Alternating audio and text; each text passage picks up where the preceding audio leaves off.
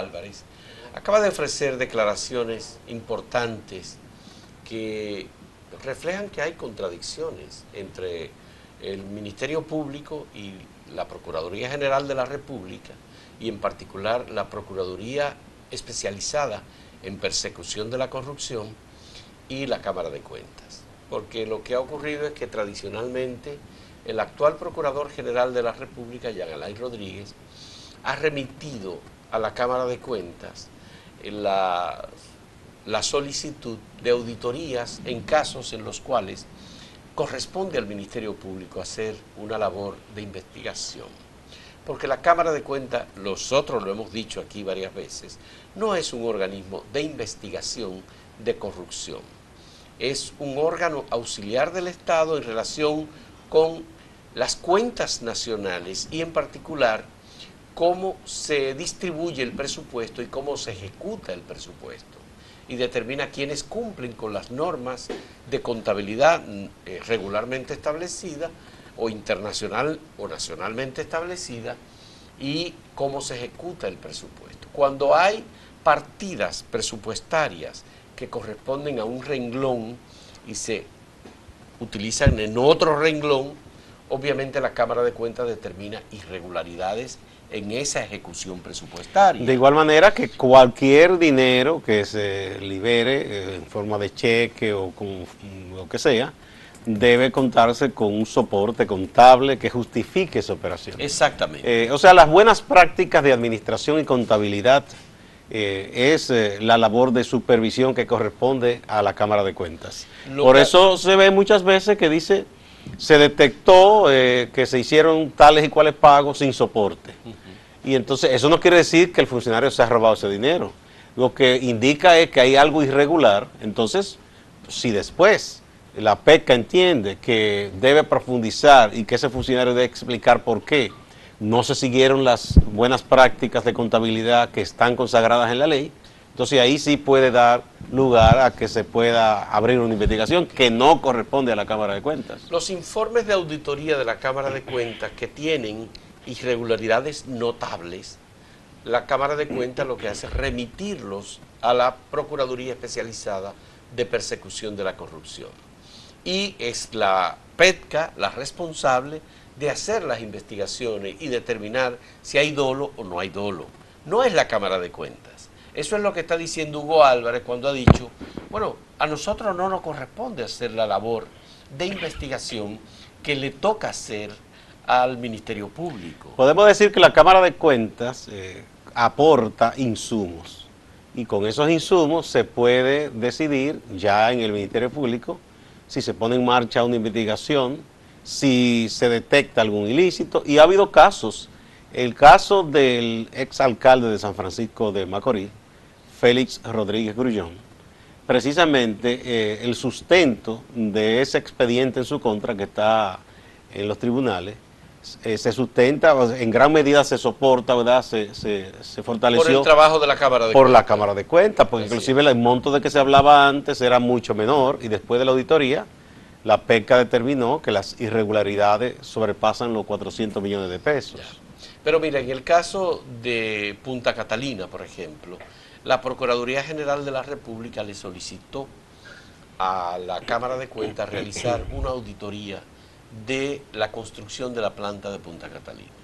La Cámara de Cuentas respondió y dijo, bueno, vamos a hacerla, la vamos a incluir dentro de nuestro cronograma de trabajo. La incluyeron, pero después han dicho, no hemos podido realizar esa auditoría por el costo que tiene y porque no tenemos los fondos para hacer esa auditoría. Es una auditoría, eso no significa que van a determinar si ha habido corrupción o no, porque ellos no son investigadores de la Comisión de Actos de Corrupción. En estos momentos, por ejemplo, ellos están auditando a la ONSA. En estos momentos hay un equipo de contadores, de auditores, que está en la ONSA. Sí. Y están trabajando ahí, no se sabe lo que va a salir de ahí. Ellos están haciendo esa labor, verificando cómo esa entidad, por lo menos en la gestión de Manuel Rivas, ha hecho uso de los recursos que recibe. Ya. Pero quien debe hacer la investigación es el Ministerio Público. Auxiliarse por el informe que le puede ofrecer la Cámara de Cuentas. Exactamente. Pero hay, lamentablemente, esta distorsión que la gente está pensando, desde la Procuraduría incluso, que es la Cámara de Cuentas la que tiene que determinar. Mira, de hecho la gente le da una lectura, y es natural, hay una gran desconfianza de la ciudadanía hacia la administración del Estado desde hace muchísimos años. Y tú ves que cuando se publica una auditoría y dice que se detectaron irregularidades por tal monto, el común de la gente tiende a pensar que ese dinero fue robado. Que se lo robaron. Y necesariamente no es así, sino no. que quizás se invirtió lo que corresponde a un renglón en otro, en eso es malversar, no es robar, sino que se malversó, se destinó un dinero que no estaba especializado para esos fines. Eso ha ocurrido en algunas entidades públicas que después incluso desde Hacienda o desde el Ejecutivo se le castiga y si gastaron un dinero que estaba destinado para un fin y lo usaron en otro, después entonces no se les repone. Ya. Pero bueno, Gustavo, es muy bueno que Hugo Álvarez haya ofrecido estas declaraciones.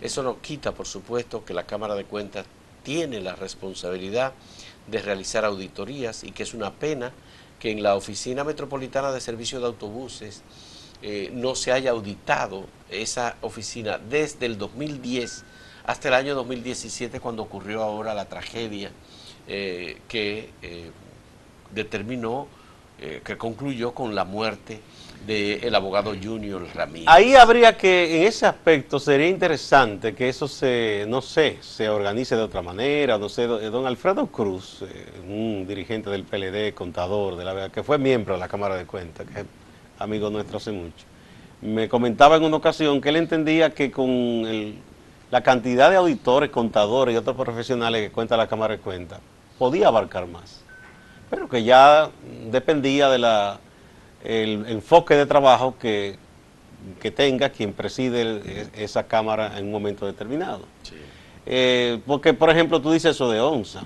O sea, ¿cuál es el criterio para que una entidad sea auditada y otra no? Hay muchos administradores públicos que cuando llegan al cargo para curarse en salud, le piden ellos, le mandan una carta y dicen, nosotros queremos que se audite para saber lo que están recibiendo. Exactamente, eso es lo correcto. Y cada cierto tiempo piden también ser auditados. Sí.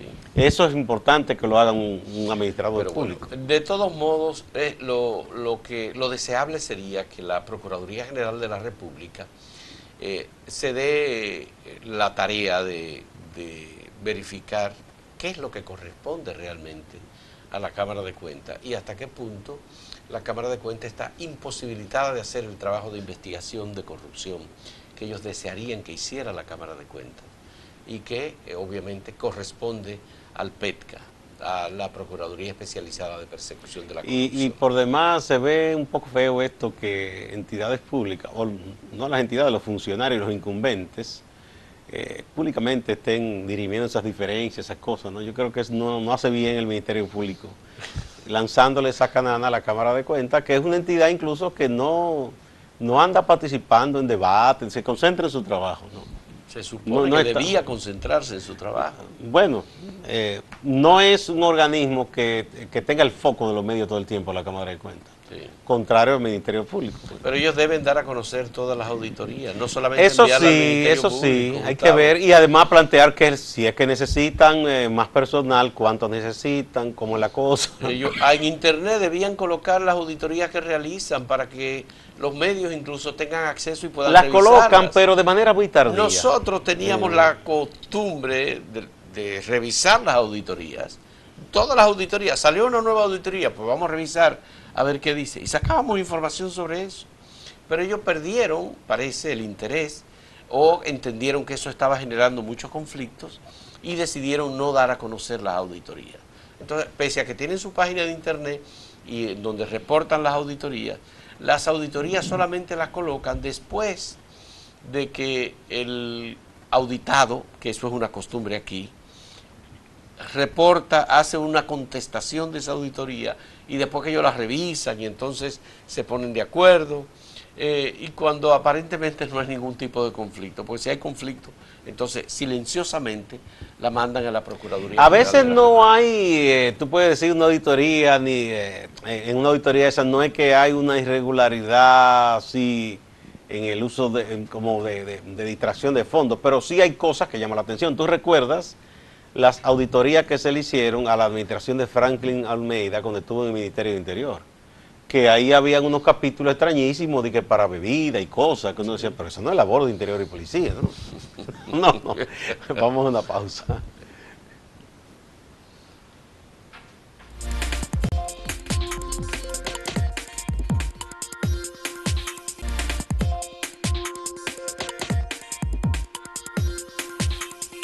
El obispo de Maní, Monseñor Víctor Masalles, en una audiencia que se hizo sobre los temas vinculados a esa provincia por parte de la Cámara de Diputados, presentó allí una propuesta de ley para establecer un sistema de educación sexual mediante ley en la República Dominicana, en donde son unas 7 u 8 páginas la propuesta que él presenta, en donde se establecen las normas, supuestamente, para que haya una educación sexual integral en las escuelas de República Dominicana. Uno dice, bueno, pero qué extraño que sea Víctor Masalles el que presente una propuesta de ley para establecer educación sexual. Si en primer lugar, la Iglesia Católica y los obispos de República Dominicana son los que tradicionalmente se han opuesto a que haya educación sexual en República Dominicana. No, y también uno Entonces, diría, ¿por qué quieren establecer una ley? Si la iglesia estuviera interesada también, debería hacerlo de manera institucional la conferencia del episcopado, piensa uno. ¿Verdad? No un obispo en particular. Un obispo en particular, a menos que... Eso es lo primero. Lo segundo es que yo creo que eso corresponde al Ministerio de Educación.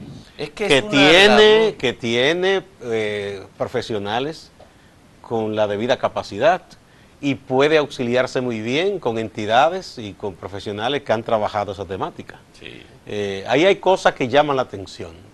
¿Por qué hay que hacer motivo de regulación la orientación sexual de alguien? Yo veo que ahí ponen la homosexualidad como si fuera una enfermedad, una cosa rara. Entonces, son cosas como que llaman la atención. Pero mira, Gustavo, este tema, primero no tiene que ser motivo de ley, porque eso hay una legislación muy clara, la Ley de Educación, que establece la normativa sobre esto. Está la Estrategia Nacional de Desarrollo, que es una ley que establece también muy claramente el enfoque que tiene la República Dominicana sobre el tema de la educación. Entonces, hay otras normas y reglamentos y acuerdos firmados por el Ministerio de Educación de República Dominicana, en donde el tema de la orientación en sexualidad está incluida. Y incluso además, la educación en sexualidad estuvo incluida y estuvo en el currículum dominicano, y lo único que se hizo fue, en un momento, excluirla por presión de la Iglesia Católica y de los grupos evangélicos. La gente y grupos muy conservadores, políticos. Muy conservadores. Gente que se quedó en la prehistoria. Entonces, en primer lugar, no hay que establecer una ley para esto, porque existe legislación para ello. Lo que se necesita es la decisión del Ministerio de Educación de disponer, obviamente, la educación integral en sexualidad para que las niñas y los jóvenes y los niños tengan información adecuada y responsable sobre su sexualidad y sobre los temas relacionados con la sexualidad. Y además uno quisiera creer que es verdad que este es un Estado laico.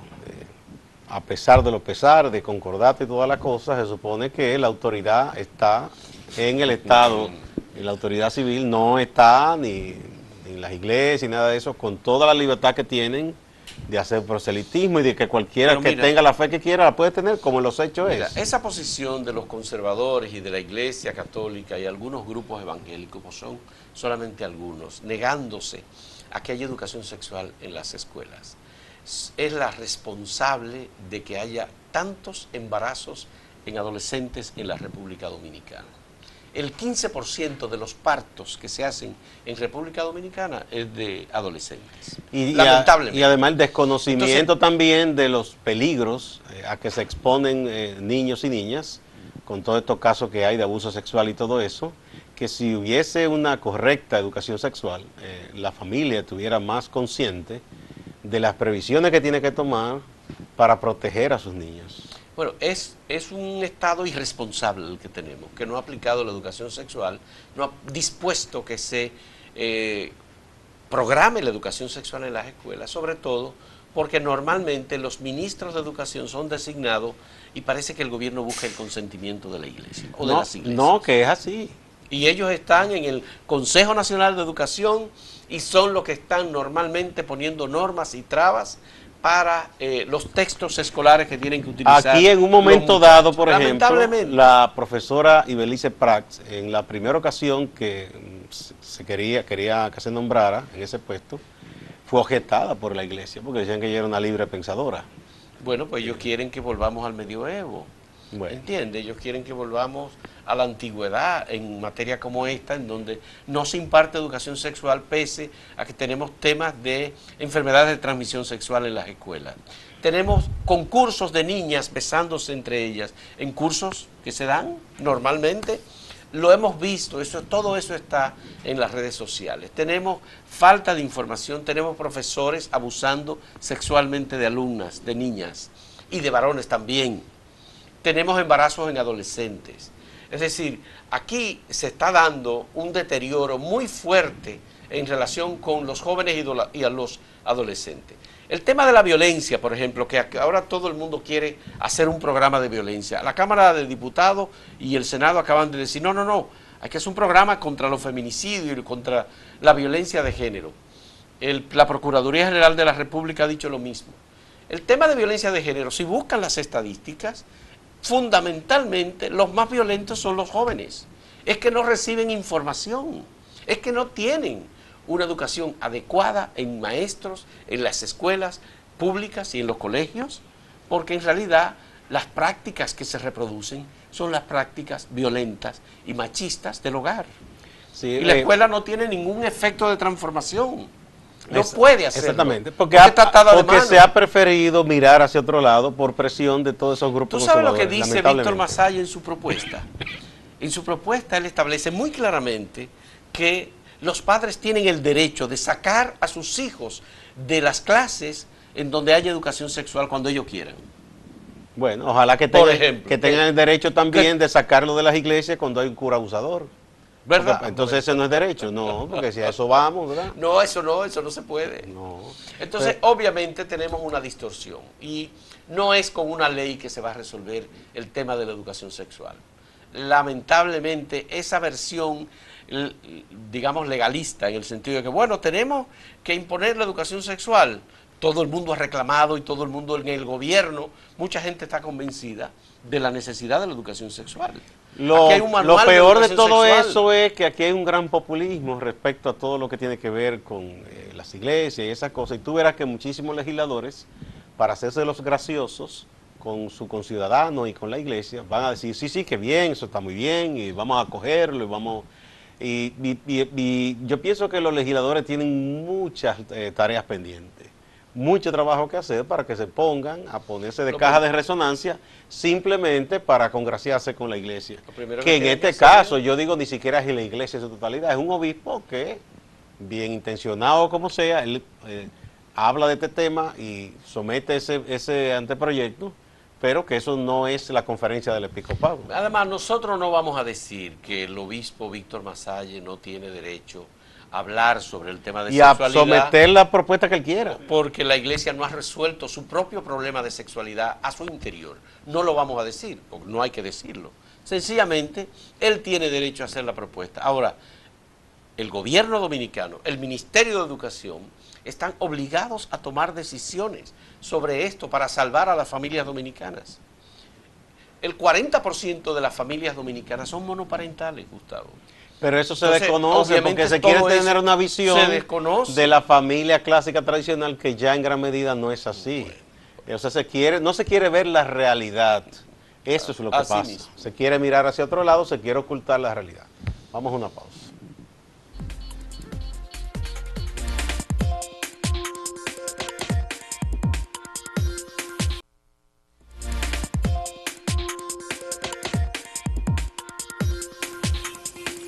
Una de las cosas que más indignan es cuando funcionarios políticos que tienen a su cargo responder ante la ciudadanía, ante problemáticas que hay en la sociedad, se ponen del lado de quienes denuncian o se quejan o se dicen que se alarman.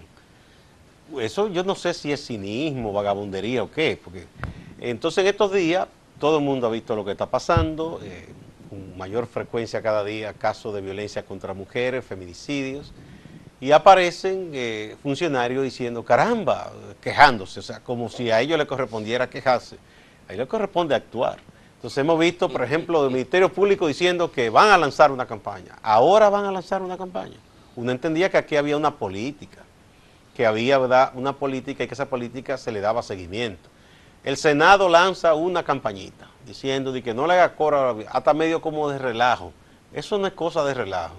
Y bueno, hubo también una manifestación ayer de hombres, que más o menos organizada también por el Ministerio Público.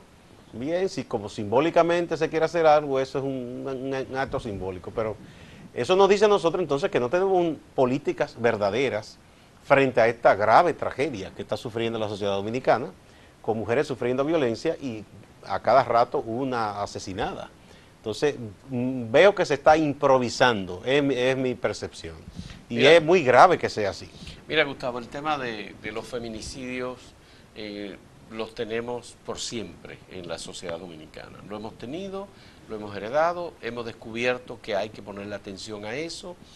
Se han puesto en marcha políticas públicas, se aprobaron leyes, la ley 2497, por ejemplo, es una ley... Bueno, o sea, lo de políticas yo lo pongo como, porque se hacen cosas, pero como uno no ve una política con de seguimiento de verdad. Pero ha habido un avance en el Estado con el reconocimiento de que el feminicidio es un problema al que hay que ponerle atención, que hay que hacer casas de acogida, que están las medidas de coerción, por ejemplo, o medidas de alejamiento que se han establecido para evitar que las mujeres sean asesinadas.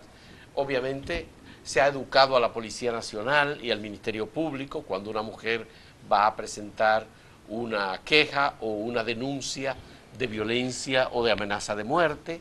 Son muchos los casos en que mujeres han ido al Ministerio Público a presentar denuncias por amenaza de sus compañeros o maridos, no le hacen caso y al final termina muerta. Bueno, el caso más emblemático de esa señora de Santiago, que más de 30 veces, incluso hubo vídeo grabado, que esa bestia la quería matar, un tipo que quería forzarla a que ella estuviera con él cuando ella había decidido que no. Y el tipo terminó matándola. Eso indignó a mucha gente. Bueno, pues tenemos ese problema. Luego hay organismos internacionales que han hecho un gran esfuerzo para que República Dominicana adopte políticas públicas en esta materia. Y tenemos el Ministerio de la Mujer, que tiene unas políticas vinculadas a la reducción o a enfrentar los feminicidios. Además, hay organizaciones nacionales que están trabajando, organizaciones de mujeres, que son muy activas, continuamente se están movilizando, están haciendo estudios, denuncias. Todo eso forma parte de, obviamente, un crecimiento en la conciencia colectiva sobre el problema de los feminicidios. Pero ¿qué ocurre? Que no se reducen los feminicidios, aumentan. Entonces, obviamente hay que revisar esas políticas públicas. Hay que buscar la manera de aplicar de otra forma mecanismos de reducción de la violencia y de la agresión contra la mujer. Eso corresponde a las autoridades, no quejarse ni denunciar, ni lanzar lema, eslogan, porque con eso no se hace nada. La sociedad en general yo pienso que está mucho más avanzada que las propias autoridades y más consciente, y como tú decías, hay muchas organizaciones, no solo de mujeres activistas y hombres, sino también que se han especializado estudiando el tema.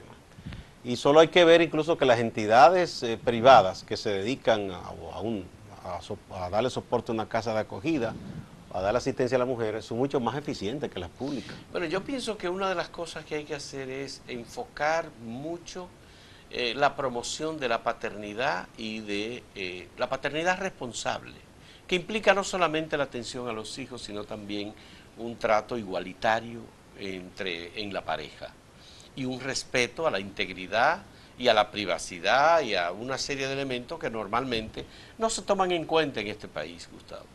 Se violenta totalmente el derecho de la mujer, la posición de la mujer tiene continuamente que está sobreexplotada porque tiene que trabajar generando recursos en la calle, pero tiene que trabajar cuidando a los hijos, tiene que trabajar atendiendo el hogar, tiene que cuidar al marido también. Y sobre todo el derecho que tiene la mujer, como tiene el hombre, a decidir en sus sentimientos. si una mujer entiende que ya no está enamorada de un hombre, tiene todo el derecho de decirle hasta aquí llegamos.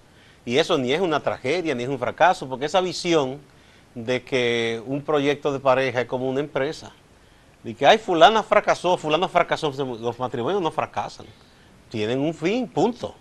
Y se puede tener otro, pero eso no indica ningún fracaso, porque entonces le ponen como ese estigma y esa carga social encima, sobre todo la mujer, de que caramba, no fue capaz de conservar un compañero. No, simplemente, ¿quién ha dicho que ella está obligada a cargar con un sujeto su vida entera, cuando ya no lo ama, cuando ya esa persona dejó de enamorarla, de encantarla, de que... Y es lo que ocurre tradicionalmente, cuando la mujer toma la decisión de tener... De poner fin a una relación. A una relación por la violencia, por la Por desigualdad. la razón que sea. Por la razón que sea. Pues simplemente entonces, porque dejó de estar enamorada, por ejemplo. No, entonces, claro, el novio, el marido entiende que es obligado. Se siente herido en su orgullo, no, a mí no me deja nadie, no, ¿y cómo puede ser? Así no son las cosas. Hay que revisar las políticas públicas, hay que revisar y buscar... Y la educación en general que se da aquí a la gente, en la familia, en la escuela, sobre todo, como dicen los expertos en conducta, la educación emocional. Y eso no se hace con leyes necesariamente, de que un código de familia que se inventaron por ahí, que quisieron promover para que se aprobara. Porque, lo primero que hay que definir qué es una familia. Bueno, si es la visión tradicional, eso ya quedó. Ya. Entonces, porque en definitiva algunas de estas cosas lo que quieren es subyugar más a la mujer. Así mismo. En definitiva eso es lo que hace. Señores, muchas gracias. Hasta mañana.